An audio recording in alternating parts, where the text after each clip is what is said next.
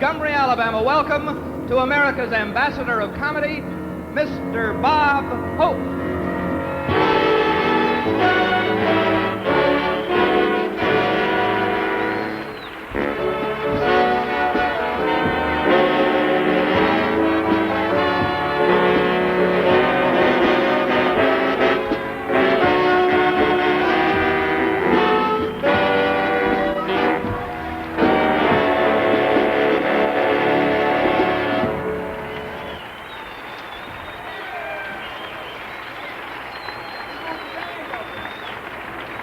Thank you very much.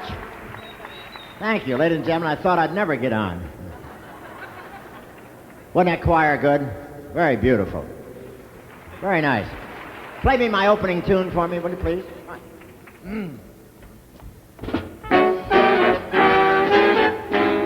What gives an actor confidence? Applause, applause. Your future is cooked once you are hooked on sweet applause. It gives us that drive on which we all thrive. It might even revive dear old Crosby. What's John Wayne share with Tiny Tim? Applause, applause. It's soft as the blues, smoother than booze, richer than Getty or Hughes. And it bought me my clothes, made me proud of this nose. Applause. I have a special chorus just for you. I really think you people all deserve applause for spending your dough and seeing this show. It's going to help the cause. This is quite a crowd. It's too good to be true. This Selma choir's going broad. How could they fail with friends like you? We got a big surprise at tonight's affair. A public exhibition of an Alabama tradition. Shug Jordan's gonna wrestle a bear. Let's see which one gets creamed when they don't bring their teams. They'll get applause, applause, applause.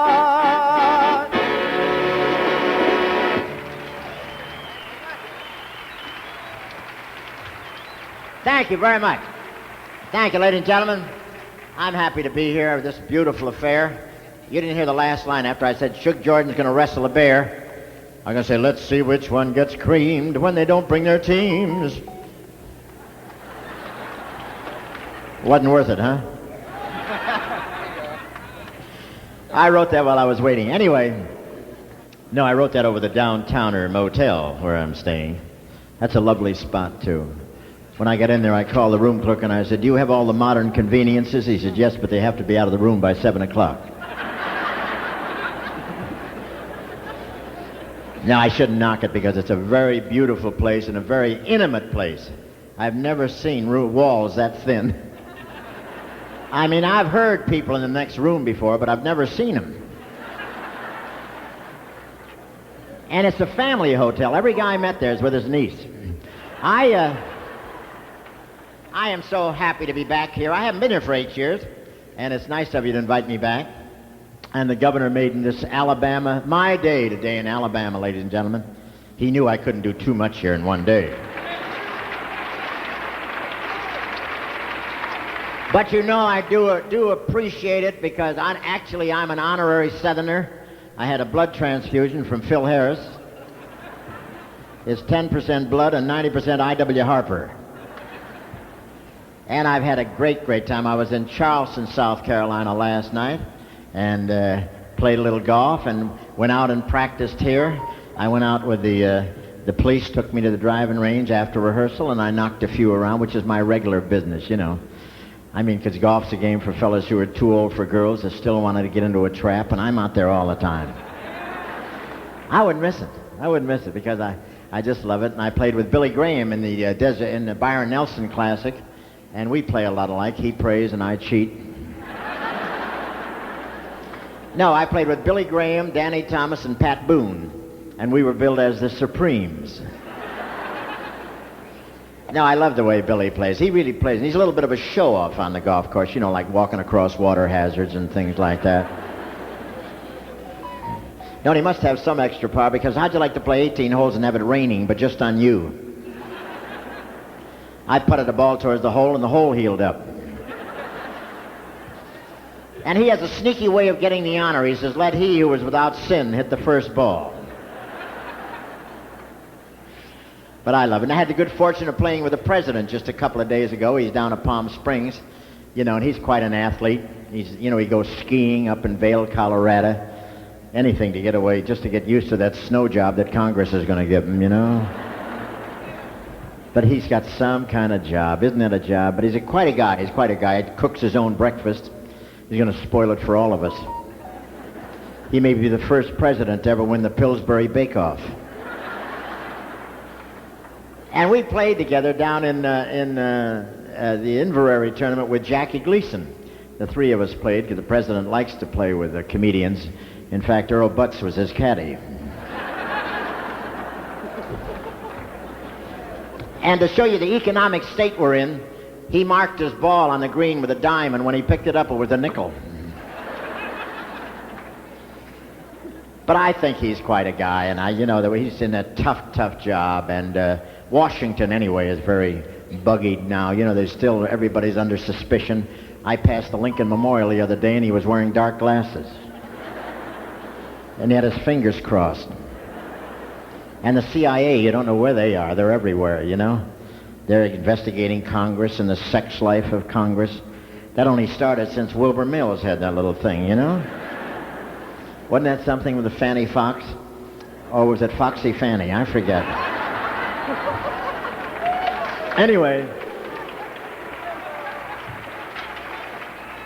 Anyway, she had the ways and he had the means, and the whole thing worked out. I never get invited to those kind of parties. While they were doing that, I was dedicating the prune room at Sun City. But it's something. Everybody's under suspicion in Washington. The other day, Kissinger's waterbed leaked and almost drowned Jack Anderson.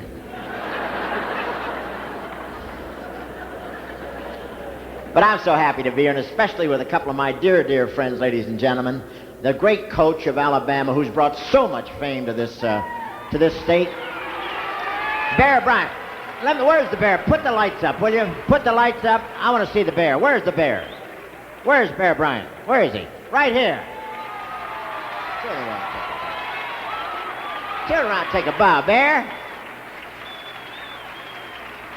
There he is. Isn't he beautiful? You are beautiful. You're a beautiful man. I'll tell you. He really is. You should see him on the golf course. He's good for about $6 any day. Now, we play a lot together. And also, the great coach of the Auburn Tigers is here, Shug Jordan. Where's Shug?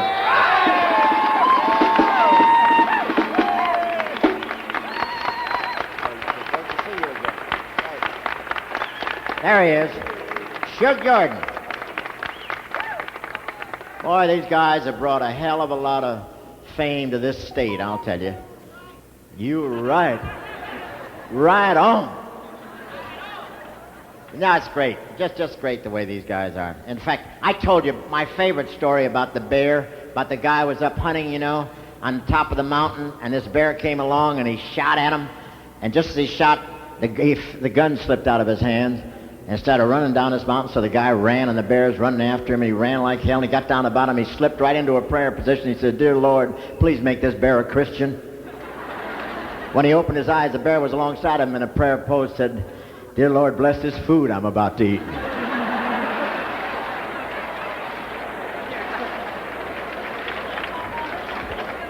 Can I introduce your great governor, George C. Wallace, the Governor Wallace. Where is he? He's over there. There he is, right here.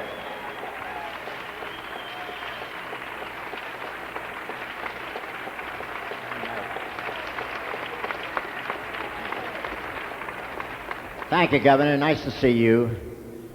And thank you for making this my day in Alabama. We got another man.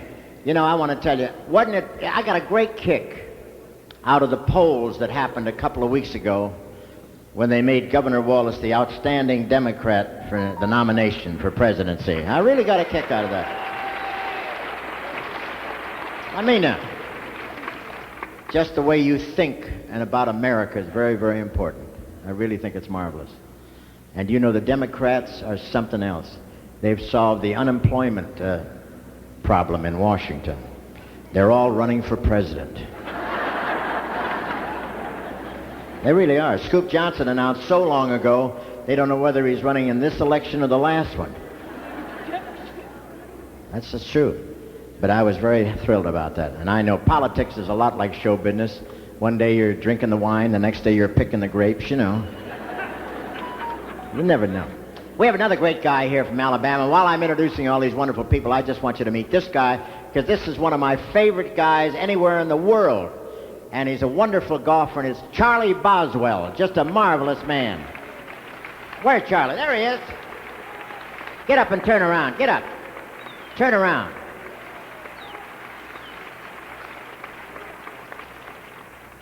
He's good for about $8. He's a beautiful man. We played at Aquarius. Was that Aquarius Country Club? Huh? What was it? Point Aquarius, right outside of Birmingham last year in a benefit that Charlie framed up for the Eye Foundation, and we played with the Bear, and we played with a guy that gave $5,000 to the benefit, and we got out there in the first hole. There were about 500 people watching, and the Bear, who is a powerhouse, you know, they had a lake about 140 yards right across. And the Bear got up and took a full swing and just got it over the thing. Just got it over the lake, about 150-yard pop-up shot. And the guy that paid $5,000 hit the ball right in the lake. And I give lessons and everything. You know, I play all the time. I can only play golf once a day and study and write books and give lessons. I hit it about 170 yards, one of my best shots. And Charlie Boswell got up and hit the ball 250 yards right down the middle. Give you an idea. Astounded people. We stood on the tee at Birmingham Country Club about 7-8 years ago, and we were playing together, and I just to make a little chatter, I said, why don't we play for a little money? And he said, all right. I said, how about 10-10-10? He said, what about 20-20-20? I said, okay, when do you want to play? He said, how about midnight?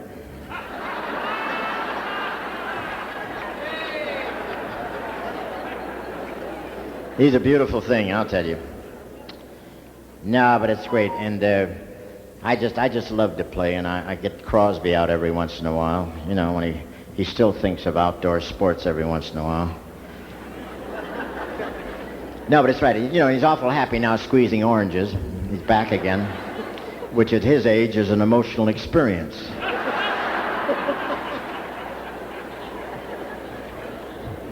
7 kids he's got. Isn't that beautiful? What a great victory for Geritol. No, he doesn't sing too much anymore, but he hasn't lost any of his rhythm, and I think it's a marvelous thing when you figure. I'm not being sacrilegious, am I? No, I hope not, because when I go, I don't want to be on standby. And I wouldn't offend any religion because I fly a lot. And we keep going higher and higher. You never know who you're going to meet in person. I had a nice flight in. I flew in. And by the way, I had a great flight into Atlanta the other day in a 747. And I said to the pilot, how long you been flying 747s? He said, well, I used to fly smaller planes, but then my eyesight began to fail.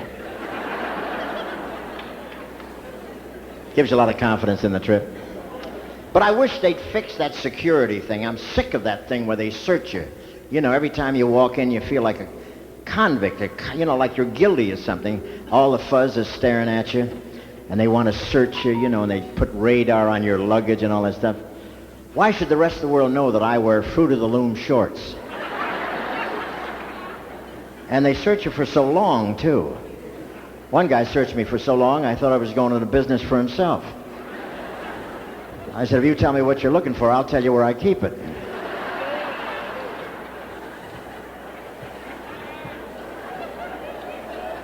And their hands are so cold. No, for the first 15 minutes on the plane, everybody in the piano lounge sings like Wayne Newton. And everybody's uptight. I said to this guy next to me, I said, what do you think of the 747? He said, I think they're guilty. And there was a little Jewish fellow on the plane. He said to this guy next to him, he said, Moshe Dayan's a wonderful man. This guy said, the hell with Moshe Dayan. A little later, he said, Golda Meir is a wonderful woman. The guy said, the hell with Golda Meir. Little Jewish fellow said, what kind of guy you talking like that? The guy said, I'm Irish. Little Jewish fellow said, okay, the hell with Ella Fitzgerald.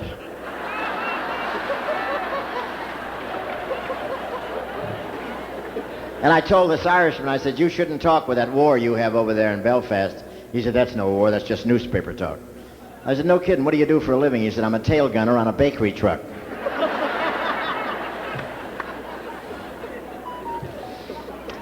I have flown so much that I can always tell a first-timer on a plane, and there was one on this plane, a white knuckle flyer, looked like Don Knotts. He was trying to lift the plane off the runway with his knuckles, you know?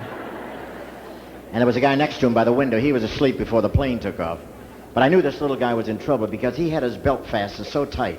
I knew his food could only go one way. And sure as hell, halfway to Atlanta, he reached across this big guy to get the airsick bag, and he was late. And he did it all over this big guy.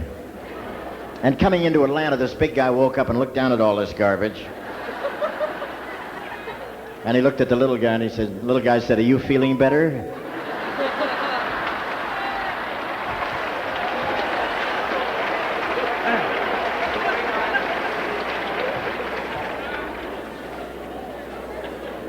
You know, I'm so happy to see you and be back. I've done more of this kind of work. I've been in Auburn twice in the last 3 years. I've been at Tuscaloosa for the Bear a couple of times in the past 2 years. And, you know, I get around. And I guess I've played more personal appearances in this year than I have the last 25 years because, you know, I don't make pictures anymore. I can't make the kind of pictures they're making today. I can't pass the physical. And if I could, I wouldn't want to get those kind of laughs. You know, I think it's ridiculous. Now, they're doing things on the screen that I didn't do on my honeymoon. I didn't think of them, but I'll tell you, it's just... most of these pictures, you see, the last row is taken up by the birds and the bees taking notes. Did you see The Last Tango in Paris? Did you see that? Boy, I remember when they used to put the butter on the popcorn, I'll tell you. I can always tell who saw it just by that line. No, that one scene where he washes her back in the tub nude. Boy, I tell you, I got so mad I went right home and tore up my rubber duck. And Deep Throat, I thought that was an animal picture. I really did. I thought it was about a giraffe. I didn't believe that. I didn't believe that either time, and I just think that...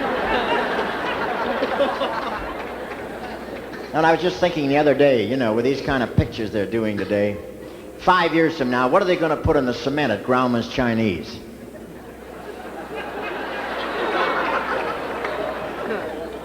No, it's really something, I'll tell you, these kind of pictures. On the way over, we passed one of those theaters. I thought, wouldn't it be funny if Crosby and I did a road picture nude?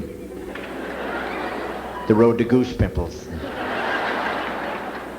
Can you imagine those two old streakers? Say, we're very lucky tonight.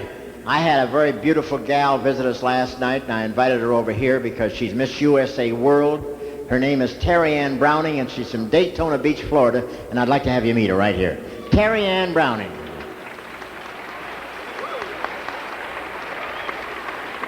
How are you? Aren't you nice? Aren't you nice to come out here and help Dad? Oh, it's always a pleasure to be with you. You're my favorite comedian. You don't have to say that. Just don't think of me as a comedian. Think of me as a man. You see, you always say the craziest things. Anyway, you're very, very pretty, and you're very, very nice, and you're from Florida, aren't you? Right, Daytona Beach, Florida. It's amazing what they raise on that Anita Bryant orange juice. Really beautiful, really. How old are you? 20. 20? I got golf balls older than that. Isn't that nice? Well, you certainly look good. You got a beautiful figure and beautiful hair and pretty eyes. You're going to make me have a swelled head. Well, we like to keep things symmetrical, you know? No, but you are nice. You're really nice. And you not only look good, you smell good. What kind of perfume is that? Evening in Paris. Evening in Paris? Dig that. That's an afternoon in Prattville.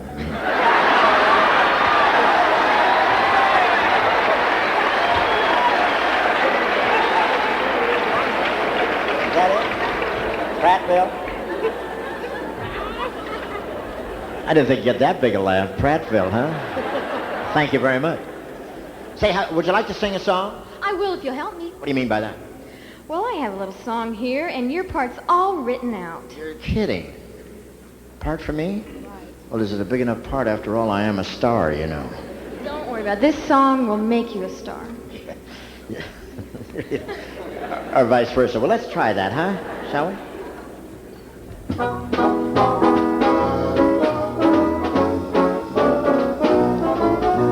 The night is young, the skies are clear, and if you'd like to go walking, dear, It's delightful, It's delicious, It's lovely.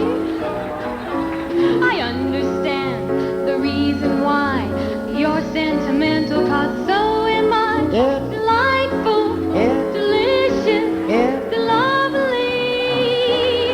You can tell at a glance what a swell night this is for romance. You can hear dear Mother Nature murmuring low. Let yourself go. Oh. Please be sweet, my chickadee. And when I kiss you, just say to me, It's delightful, It's delicious, It's delectable, It's delirious, It's dilemma, It's lemon, It's look, it's the lovely.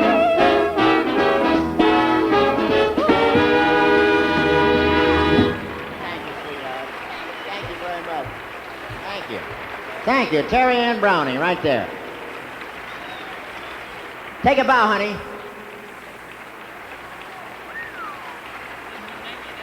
Is she going to do a tune? Come here, honey. You going to sing another tune? Well, that's fine. I think they'd enjoy that. I want to ask you one thing. You know, you're so pretty and everything. What do you think of woman's lib? I think it's one of the best things that's ever happened to women, and I mean that. And I've seen a lot of women and been involved with all kinds of women, from beauty queens to picket. You like it? I do, because No kidding.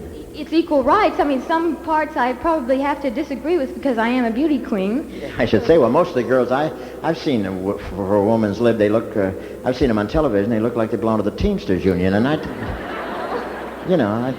know that women want to be equal with men, and I think it's nice of them to give up all that power, and I'm kind of surprised at you. Well, you'll have to admit that it's good that women should be paid for equal talent, I would say. I guess so. Right. They would start wrestling here, huh? No, I think that's right, but I think that they carry it a little too far at times. I was over in London for the World Contest, and they were...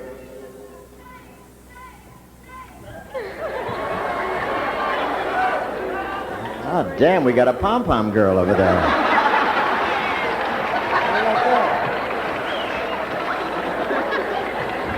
I was over there for the Miss World Contest, and, you know, they were picketing the World Contest, and I walked out, and they grabbed me and tore my shirt and my tie, ripped my lapel. Fortunately, I was able to beat them off with my purse, or I would have never... Are you going to sing another little tune? I'm going to try. All right, Don. Thank you. Gonna get.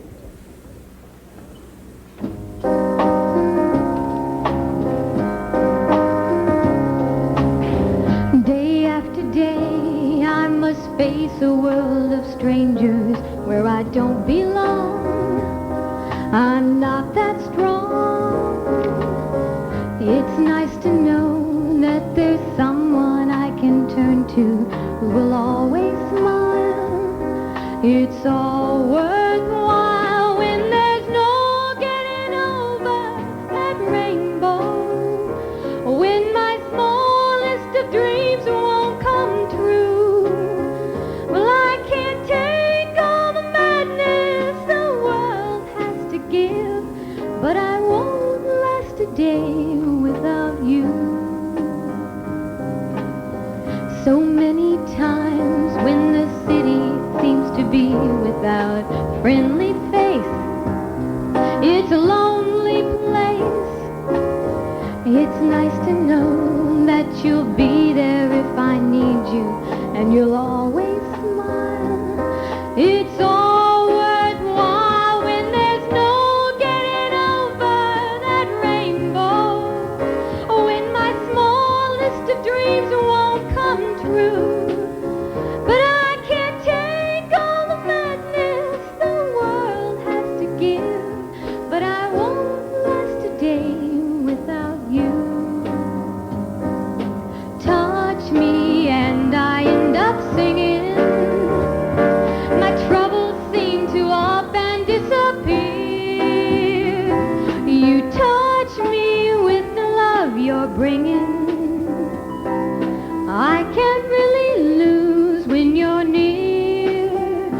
When you're near, my love, if all my friends have forgotten half their promises, they're not unkind, just hard to find. One look at you and I know that I could learn to live without the rest. Well, I found the best when there's no getting over that rainbow, when my smallest of dreams won't come true. Well, I can't take all the madness the world has to give, but I won't last a day without you. No, I won't last a day without you. Thank you very much. Thank you. Thank you, darling. Thank you very much. It's very sweet. There she is, Terry Ann Browning, ladies and gentlemen. Watch it. That's fine. Thank you, darling. Thank you. There is they have a little 3-year-old girl here that's lost her mother or something. Melinda Cabanis. You have her back there? In the office. 3-year-old girl. How the hell could she get lost? Maybe she drinks, huh? 3-year-old girl's lost. Anyway, Melinda Cabanis, she's in the office. If people are here. Huh? Anyway, let me tell you something. I appreciate this beautiful gal coming out and helping us, because that's been my life, you know, working with beautiful gals all my life. And it's been slave labor. Believe me. No, I've had the good fortune of last 5 years taking 18 gorgeous girls on my Christmas trip. 18 of them. Isn't that nice?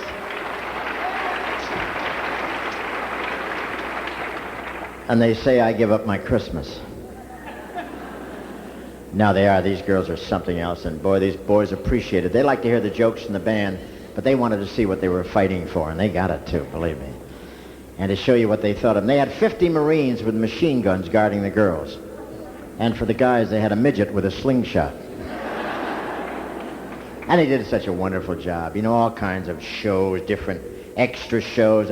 And they had to make a big sacrifice in dressing rooms. Most of the time, they had to dress right behind the stage in those remote spots, you know, right next to me with just a sheer curtain separating us.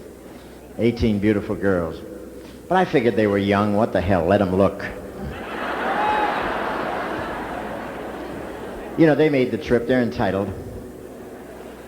But I've been that way, and my family's been that way. You know, we've always been romantically inclined. In fact, my brother drove his wife crazy. He used to smile in his sleep. After a couple of years, they came and took her away to the fruit farm. It's true. Then I had an uncle. He used to make love by the church bells. And he'd be alive today if that fire engine hadn't gone by.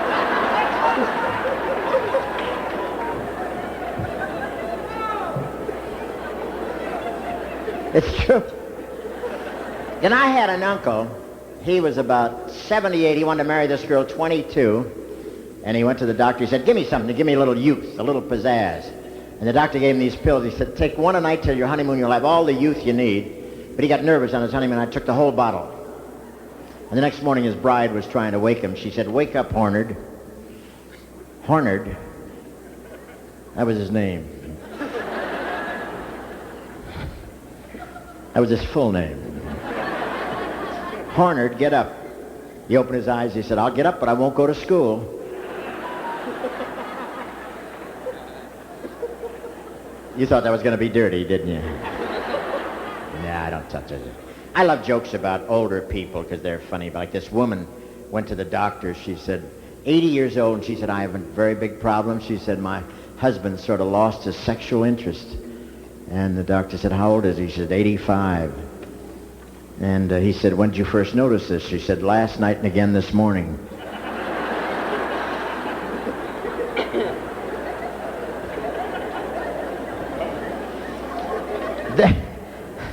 They're the funniest jokes, aren't they, about those people? Like the woman 80 went to the doctor and she said, took the big physical and he said, you're pregnant? She says, impossible. He said, how old's your husband? Said, 86. She said, well, you better call him and tell him. So she called him. She says, I'm pregnant. He said, who's calling?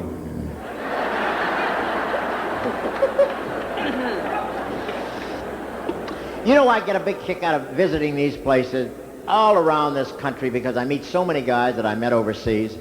I just had a fella backstage showing me pictures from the South Pacific. And today I met Colonel Martin here, who's at Maxwell, and he's a guy that always got us our planes for our trips overseas. He was in the materiel department at the Pentagon. And it was wonderful to see him. And he always made sure we had a modern plane. In fact, the last plane he got for us belonged to a 4-star general, Pershing. I don't know where he is, but he got it. I knew it was an old plane when I saw the pilot sitting behind me, wearing goggles and a scarf. Now, I don't mind an open cockpit, but when you have to go out on the wing to the restroom, I think it's too much. Let me tell you, nothing ever was greater in my life than the emotional kicks and the excitement that I got touring for these wonderful guys, I'll tell you. And I just hope they get this Vietnam situation because we made a big, big sacrifice in lives and money. And I just hope they figure out some way, ladies and gentlemen, to save that country, believe me.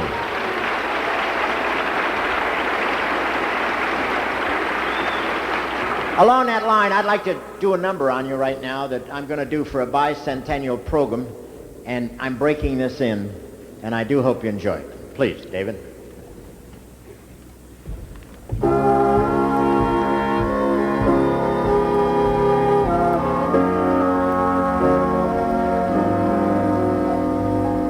I've been Mr. Lucky, every day's my lucky day, and it all depends on you, dear friends, who now and then laugh at what I say.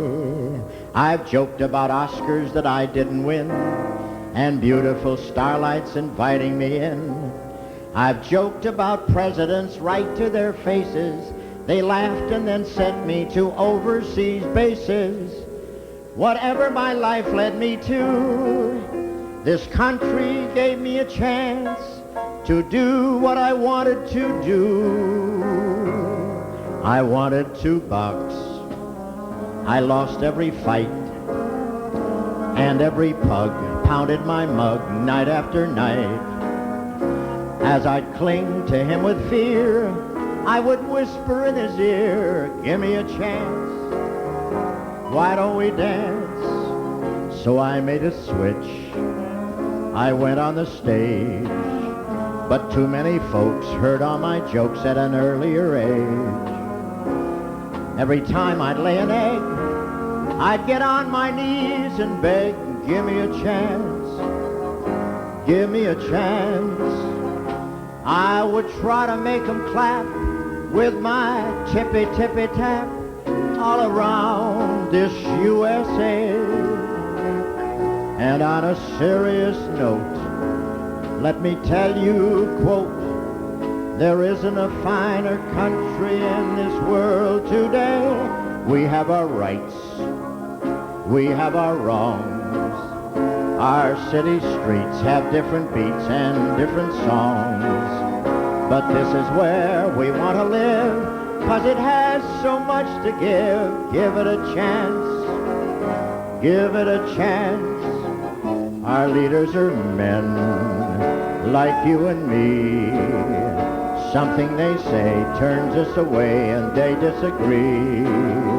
But we can always rock the boat. Don't forget we've got to vote. Give it a chance. Give it a chance. Where else in the world is freedom so real? Freedom to speak, freedom to write whatever we feel. Whatever is wrong, let's make it right. Cure every ill, climb every hill, light every light. Let's give it a chance to be all that it's meant to be. Give it a chance.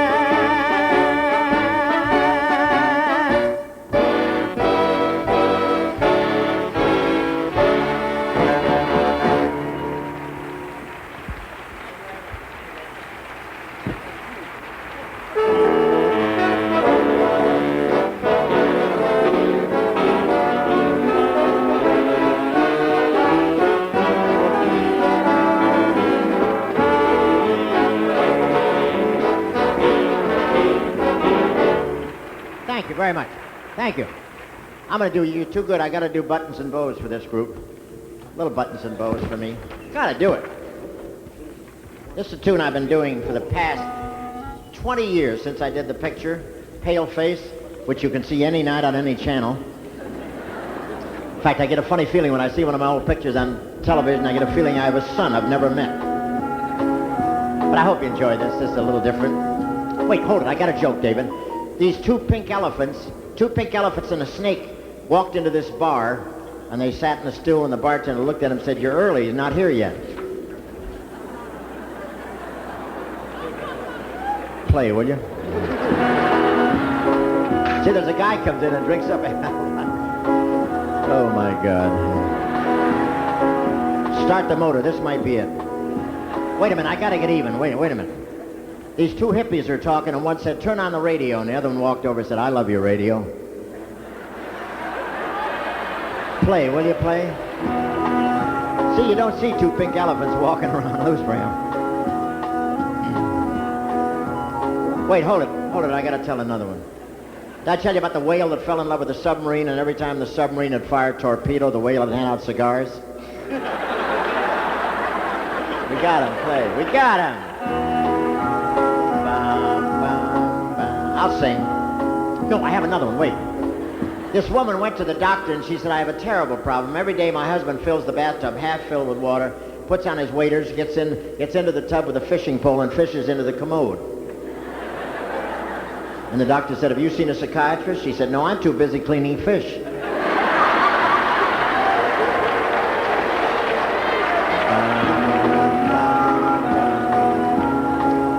All right, I'll sing.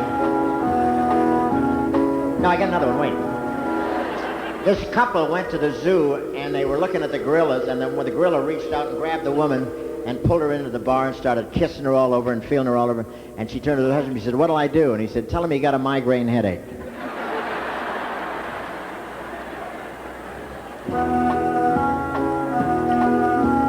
And these two elephants, pink that is,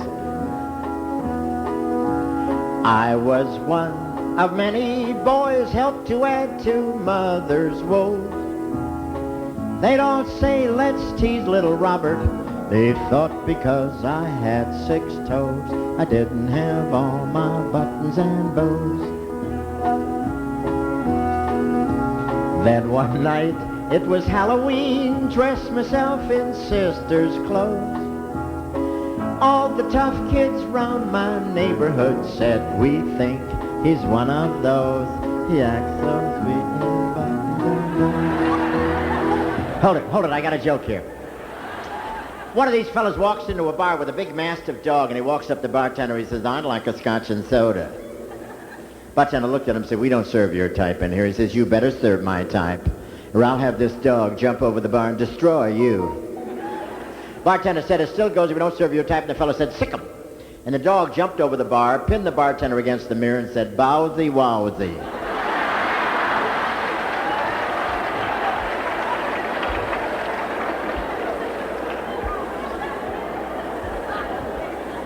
This is the same bartender that had the 2 pink elephants in his thing.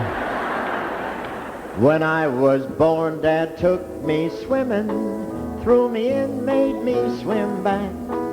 Oh, I didn't mind the swim so much. It was getting out of the sack. This Texas guy walked into the lingerie store. He said, "I'd like to buy a girdle for my wife." Girl behind the counter said, "Playtex?" He said, "Later, I got to buy a girdle."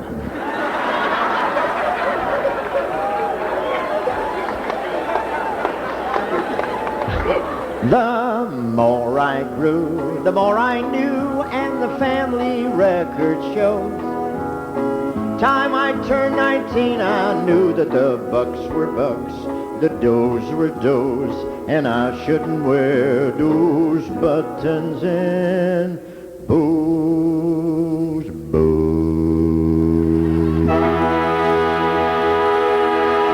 Thank you. Thank you very much.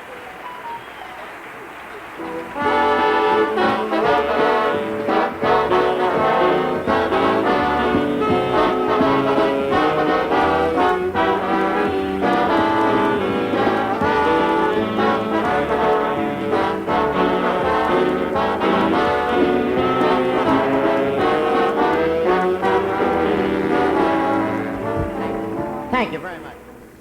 Ah, you're so good. You're so nice. David, how about a hand for Dave and these wonderful people here?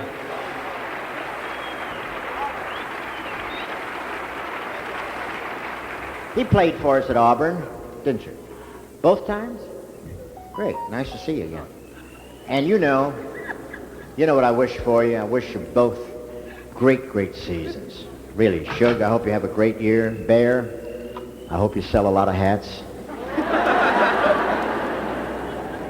Don't you love him when he walks along that sideline?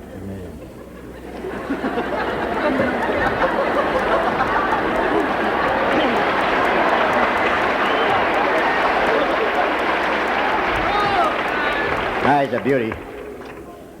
No, I wish you a lot of luck. Governor, what can I say to a man with your moxie, your intelligence? I wish you just the greatest of everything. I mean that sincerely.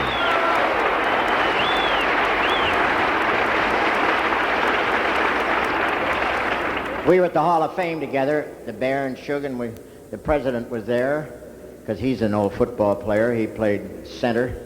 In fact, when he plays golf now, he putts between his legs. No, he did play center at Michigan, and a lot of fellas up on the hill would like to get him in that position again.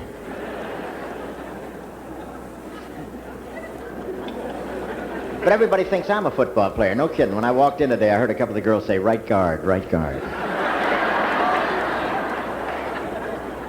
And I did play. I played center, but I had to quit. I was too ticklish.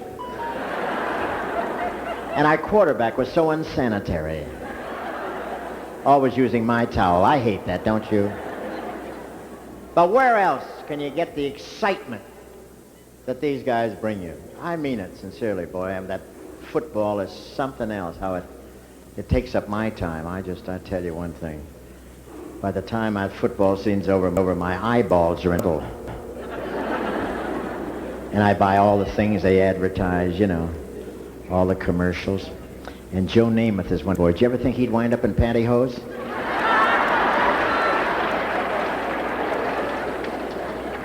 He'll do anything for a buck, won't he? He's a great boy. I'm kidding when I say that because he's a beautiful man. He's done a hell of a lot for the footing, I'll tell you that. And he makes a lot of play. A lot of them on the field. Hey, what can I say? Here's the way I really... Hey, thanks for the memory of all you Montgomery folk. You've been kind to this Hollywood bloke. You showed a rare sense of humor.